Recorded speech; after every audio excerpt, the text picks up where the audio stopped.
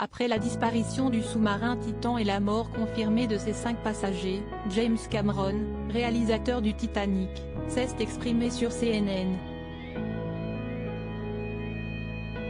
Guillermo Zonelin, le cofondateur d'OceanGate, entreprise qui fournit des submersibles avec équipage pour le tourisme, a riposté.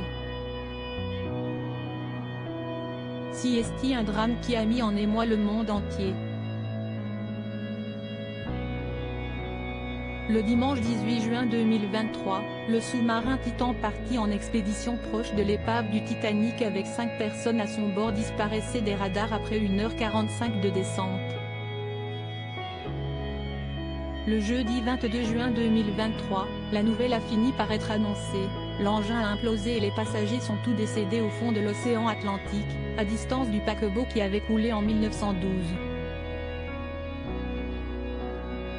Parmi eux se trouvaient les Pakistanais britanniques Shahzada Dawood et son fils de 19 ans Sulman, terrifiés à l'idée de monter dans le sous-marin, le Britannique Hamish Harding, le pilote américain Stockton Rush ainsi que le Français Paul-Henri Nargeolet, grand ami de James Cameron, réalisateur du Titanic et 33 plongées à son actif autour du célèbre navire.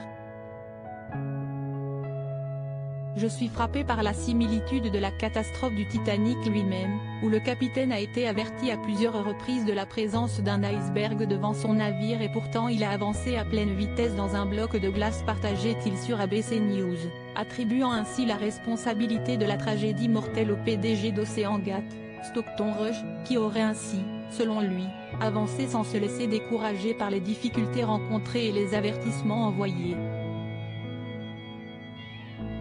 Un règlement de compte rendu public suite aux propos accusateurs de l'homme aux multiples Oscars et à ses inquiétudes largement exprimées en public sur des négligences potentielles, le cofondateur d'OceanGate, Guillermo Zonelin, a contre-attaqué ce vendredi 23 juin 2023. Il est impossible pour quiconque de vraiment spéculer de l'extérieur. Je sais par expérience de première main que nous étions extrêmement attachés à la sécurité et l'atténuation des risques était partie intégrante de la culture d'entreprise. A-t-il riposté sur Times Radio. Et ce dernier de préciser, et de rappeler, que James Cameron n'a pas été impliqué dans la conception, l'ingénierie, la construction, les tests ou encore la plongée sur Titan. Malgré les doutes qui persistent quant à la sécurité et la sûreté du sous-marin, Guillermo Zonelin assure que ce n'est pas la fin d'OceanGate, la société qui fournit des submersibles avec équipage pour le tourisme. Désormais, et pour en tirer les leçons, l'entreprise doit donc enquêter sur ce qui n'a pas fonctionné lors de cette expédition à 230